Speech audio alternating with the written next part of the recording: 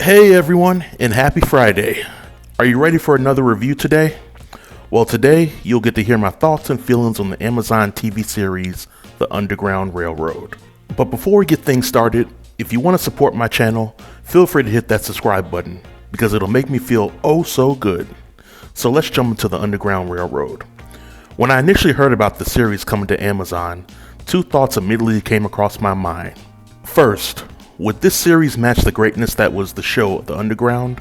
And second, would this series match the level of trauma porn that was shown on Lovecraft Country and the TV series Them? So then I saw the trailer for this series, and it hit me with a little confusion. As you may know, the real Underground Railroad was not an actual railroad, but a system of stops where runaway slaves could seek refuge whilst heading towards freedom.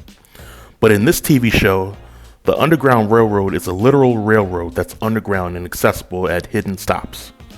I know that Portia from Real Housewives of Atlanta will appreciate this show. But allow me to give you some background on this series. This series is directed by Barry Jenkins. If you've never heard of Barry Jenkins, then you may have heard of some of his movies. He directed Moonlight and If Beale Street Could Talk. And if you've ever seen either of those movies, then keep that experience in mind, because I'm going to circle around back to it.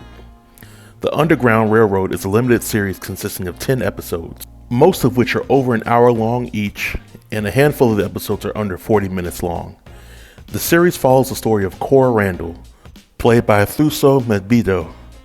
She's a slave on a Georgia plantation that's battling her own demons.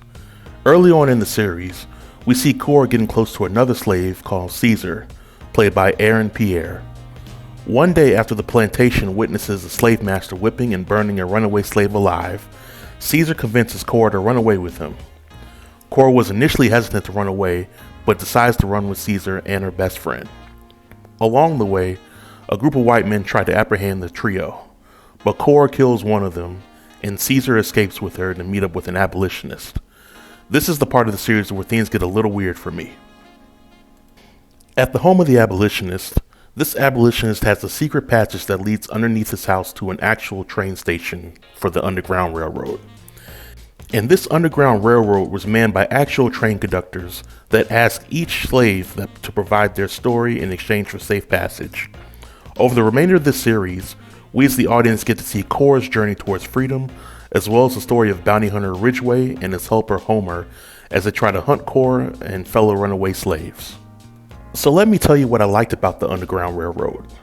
The series from start to finish is visually stunning.